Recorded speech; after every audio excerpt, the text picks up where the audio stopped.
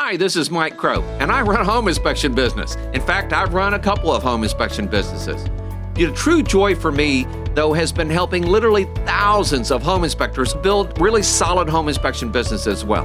We can help a single-man operation be able to do over $300,000 a year, maybe all the way up to $400,000 a year as a single inspector operation. Even better for me is the 80-plus companies that we have helped be able to build million-dollar home inspection businesses. I would like to help you be able to do the same thing. Well, here we are again, and we are going to talk about Chapter 5 in the book, The E-Myth. That's the book version that I've worked with. The book version that you'll get from us if you're working with us, or if you want to go order it off of Barnes & Nobles or Amazon, or probably in the stores if you want to go pick it up. It's called The E-Myth Revisited. The book has been around. It is literally the cornerstone of so many successful businesses nowadays. One of the reasons I send people the book is because it shortens my coaching frame. So people go, oh, I read the book and I realize I'm the problem. Yes, you are, okay? Aren't we all, okay? And by the way, sometimes, especially when I was growing the business, I realized I was the problem and I needed to fix certain things. In the last segment, we talked about systems and people and resources, and you have to build the right systems. In Chapter 5, one of the things it talks about is that you've built a business that is now driving you a little bit crazy, all right? And at this point, you've kind of got a comfort zone of what you're doing every day, but it isn't really what you want to be doing. So you have three choices. You have three incredibly important choices, all right? So as it says here, the technician's boundary is determined by how much he can do himself. So keep in mind, we've got the technician, we've got the manager, we've got the entrepreneur, all right? So all three of those parts, all right? So as you've learned, you have to go back and you have to become a manager a little bit. In other words, you have to become a boss, okay? Heaven help us, all right?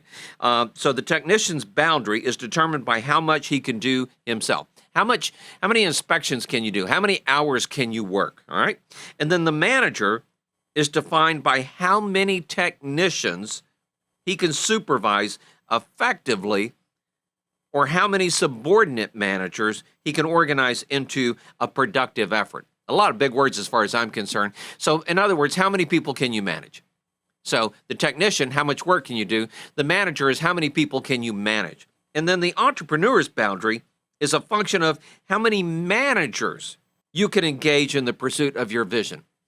Notice I didn't say manage them, okay? How many managers can you engage in the pursuit of your vision? And I will tell you that's where I succeed. And I will also tell you that when we started this business, I was the manager, my dad was the entrepreneur, and we both taught ourselves to be the technicians. This is the reason our business succeeded beyond every imagination in the industry, and continues to do so today. Because I realized the technician is as important as it isn't probably the most important thing to growing, let's say, a very successful business or $1 million business, all right? And our business, by the way, now is doing well over $2 million every single year, all right? And so there's a lot of different things. But the last part of it is that even I had to shift at a certain point, because as my dad moved out of the business, retired, whatever you want to say, I still see him like every Friday because of a lot of time that I have, and we work on that. But my dad was the entrepreneur, I was the manager. I realized I had to become the entrepreneur. And as you go through phases, you probably start out as the technician, then you realize you need to be the manager, and then at some point you realize you have to be the entrepreneur. Now, here's the secret. You have to be all three at any given time, at least for a while you're growing the business. I haven't been a home inspector in over 10 plus years. I do go out on one every now and then just to remind myself different technical parts. I attend the inspector meeting on a regular basis to kind of see how that's going in the technical parts. And so there's a lot of that. So as the business grows beyond your comfort zone of what you've been able to do, you run into kind of a tailspin effect, all right? And there are only three courses of action that can be taken. Only three ways the business can go from there. It can either return to infancy, where it becomes basically a single man operation, okay? Or it can go for broke and just try to go as far as it can, as fast as it can. Or it can just kind of hang on for dear life. So let's go through those three parts. So let's say, you know what, you've got 3 inspectors and you've got a person answering the phones and everything's just a nightmare, and every day you're having to answer questions and go through this and aggravate yourself. And I will tell you, I understand. Been there, done that, all right? Thank goodness for mobile phones or cell phones or whatever you want to call them, because I could not have survived that phase of the business had it not been for that. But I see a lot of people get to that point, and about the time they hire the 4th inspector, the 5th inspector, and these were incredible people I looked up to, icons in the industry. They would walk in one day and fire everybody. And I went, what? Yep, I just got tired of everybody getting it wrong and so many problems, and I just went in one day and I just told everybody, sorry guys, I'm not gonna live my life this way, and I'm not gonna be responsible for your mistakes, and so we are shutting that business down, and I'm going back to a single man operation. And I'm gonna tell you, I understood why they did it, but in the same heartbeat, I felt sorry for them. Because I was building a business beyond that. And I wondered, am I going to go through that? Am I going to just walk in one day and let everybody go? And so some people do that. So they get small again. And if you can't control the chaos the way they look at it, get rid of it, okay? In fact, I will tell you that I've had people tell me those sort of things as I was growing the business. Are you ready just to shoot this dog? Okay? That was one of my dad's favorite sayings because the chaos was so great. Thank goodness I had the managerial ability at that point to overcome a lot of that. My dad, as great as he is as an entrepreneur, was not a manager. He did some things really great, but managing was my strong point. Being an entrepreneur was his. He could see the future, which I now have the ability to do, but he could see the future, but he had a hard time seeing how to get people to do it. That was where the manager came in. Okay, so in short, go back to the time when the business was simple. Go back to infancy. Okay, and so what happens though is there's a point, and I see this happen to guys so much, and it talks about it in the book here. And the point is that one day you wake up and you realize things aren't going the way you want them to when you make that choice, okay? And it could be 6 weeks, it could be 6 years, it could be 20 years. But you wake up and you realize that you don't like your life. Now, hopefully, you saved a lot of money and you put some things away because if anything happens to you, the business stops. The revenue stops. And so growing a small business, being a single-man operation is bad. I'm going to read this one segment to you. One morning, it could be 6 weeks or 6 years following the day you got small again. And then the inevitable will happen. You wake up in bed and your spouse turns to you. Hopefully you still have a spouse, okay? And says, what's wrong? You're not looking so good. I'm not feeling too good either, you say. And then, well, do you want to talk about it? And you just say, well, it's simple. I don't want to go to work anymore. And your spouse says, well, but if you don't, who will? And then all of a sudden you're struck with the reality of your condition. You realize something you've avoided all of these years. You come faced with the unavoidable truth. You don't own a business. You own a job. And even people that go buy franchises, over 90% of people buy franchises still stay a single-man operation. And what they're doing, believe it or not, is they've gone and bought themselves a job. Now, there are some successful franchises that have become million-dollar operations because they built a real business. I will tell you it's harder if you're a franchise because you're sending a huge percent of your revenue off to somebody, okay? Hopefully, you can overcome that, and there are a couple ways to overcome it, all right? So the last thing here is you can't leave when you want to, because as soon as you leave, well, there's nobody to do the work. You can't sell it when you want to. You can't sell it because who would want to buy a job? Okay? I mean, I can go create a job. I don't have to buy one, all right? And so it's at that point that a lot of times I see people go into despair and sit cynicism. All right. So, and if there ever was a dream for your business, it kind of goes away. And I see this especially. And by the way, this can be fixed. We're coaching some people that are 60, 65, 70 years old, and they realize they didn't do it right, but they realize they want to fix it, and they're working on it. Now, fortunately, I did it early on, and I've watched people in their 40s and their 50s and their 60s still fix this. But what they realize is that dream's gone, okay?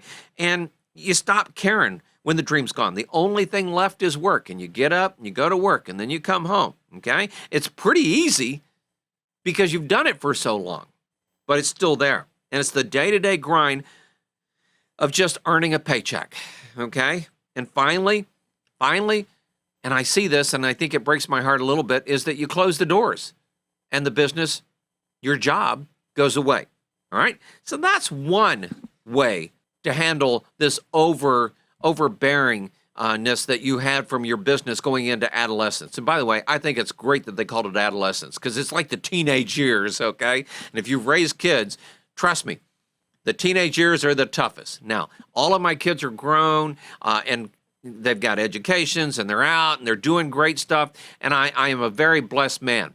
All of my children are mature now, okay? Some days I wish they'd be a little more mature, but all of my children are mature and doing some great things. So the second thing that you can do is go for broke, okay? Another alternative, as it says here, is just keep growing faster and faster until it either self-destructs or maybe somehow it straightens itself out.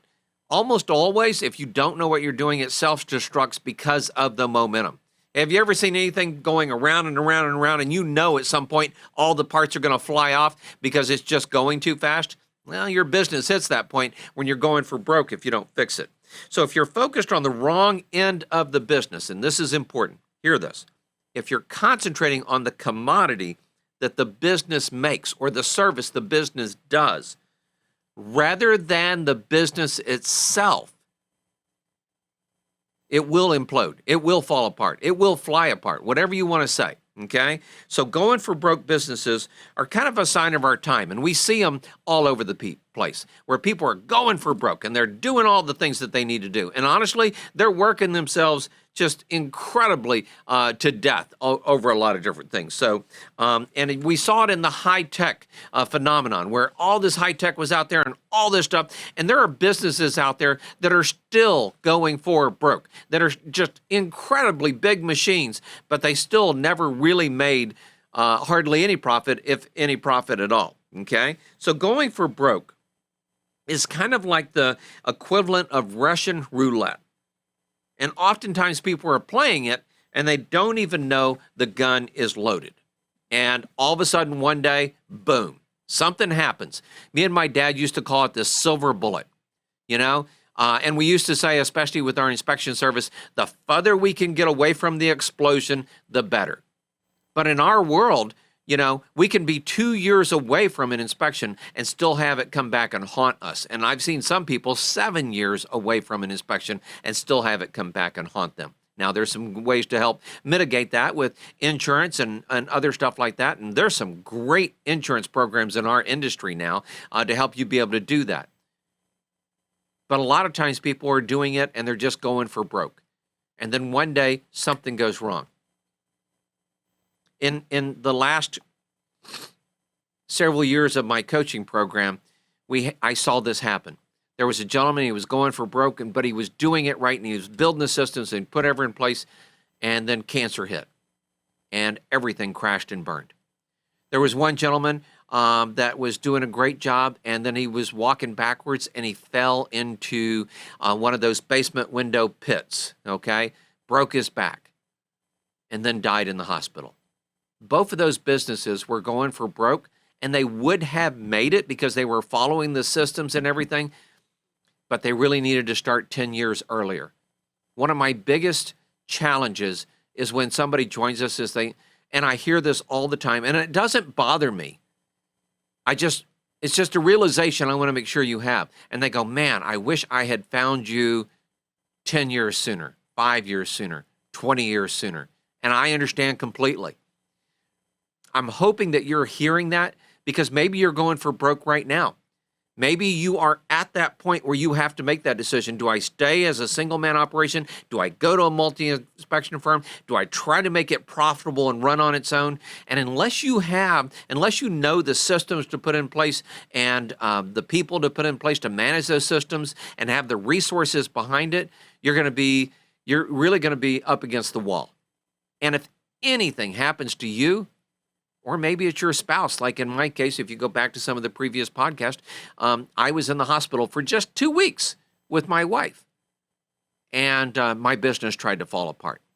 Now, fortunately, I was able to, after the 2 weeks, get back in there and fix stuff. And I was able to find this book and understand how to fix it, okay? And then the third part, and this may be the saddest one of all, okay? And that is that they're just hanging in there. And honestly, I'm going to tell you, this described me at the point that I found this book. The most tragic possibility for all of an adolescent business is that it just stays in business, okay? It actually survives, all right? So you're an incredibly strong-willed, stubborn, single-minded son of a gun who's determined not to be beaten. That was me, all right? You go into business every morning with a vengeance, absolutely convinced it's a jungle out there. I used to use that term. It's a jungle out there, okay? And fully committed to doing whatever necessary that day to make sure that the business survived, maybe even move forward, okay? And you do survive. Kicking and scratching, beating up your people, your customers, ranting, raving at families and friends, because after all, you've got to keep the business going. And if you don't keep it going, nobody will. This is the real shame of this. And you only know one way to do that, unfortunately, and that is you must be there all the time. All the time, okay? And finally, your business doesn't explode. You do. That was me, all right? And if you're not careful, not only do you explode, but your business explodes. Both explode, all right? So beware burnout. It is real. And the only encouragement I have is that most of the successful people I know, Walt Disney included, have gone through a series of burnout. And I have done some studying on it.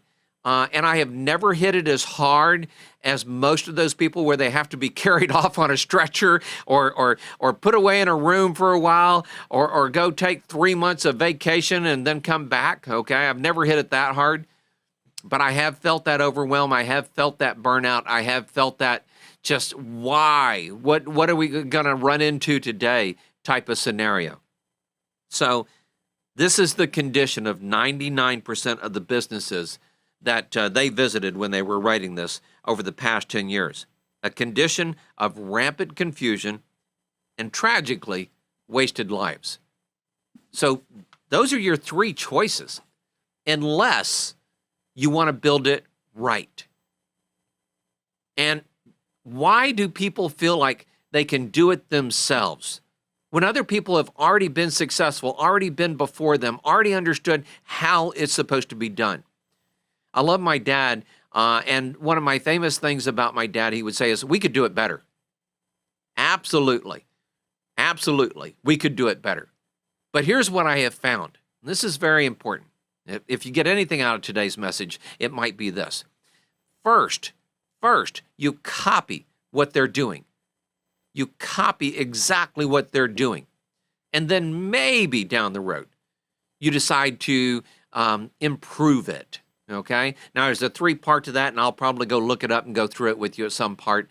But when people say, "Oh, the Big Bang Marketing, Mike," I understand that, but I changed this and this, and I go, "Why would you change those things? They were important." "Oh, well, it's still working." Yeah, it probably is still working, but why would you change it? Do it exactly the way we tell you to do it. Build the systems properly the first time, and then maybe you won't have to rebuild them. I'll give you a perfect example. In the world right now, there are people still asking in the home inspection business, can I do this on 1099s, or should my inspectors and people be employees? Are you kidding me? We answered that question 20 years ago. 20 years ago. But it's still being asked in the industry out there today. And I will tell you, one of the most successful guys I know, all right, within the last year, decided, oh, you know what? 1099s are not very good. I'm going to go ahead and go to employees. And it's because, finally, he woke up one day and realized it was a mistake. Now, there are ways around it, and you can convince yourself there are ways around it until it catches up with you. And then you find out that all of those ways just kind of like evaporate. And so you need to be very, very careful. You need to know that there are proper ways to build a proper business, a successful business. And so let's be very careful about that.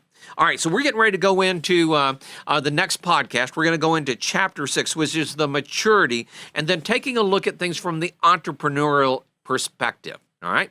Now, as I mentioned, I was the manager. My dad was the entrepreneur. I eventually learned to be the entrepreneur in the business, and I still am to this day, because without that, the business has very little chance of growing, which is why we're going to cover it this next podcast. And I want to make sure that you see it, you hear it, and that you understand how important it is for that as well. And there's a lot of important things you do when you understand that the entrepreneur is an incredibly important part of that. In the meantime, let me say this. It's always easier when you go find other people that are getting it done and getting it done right.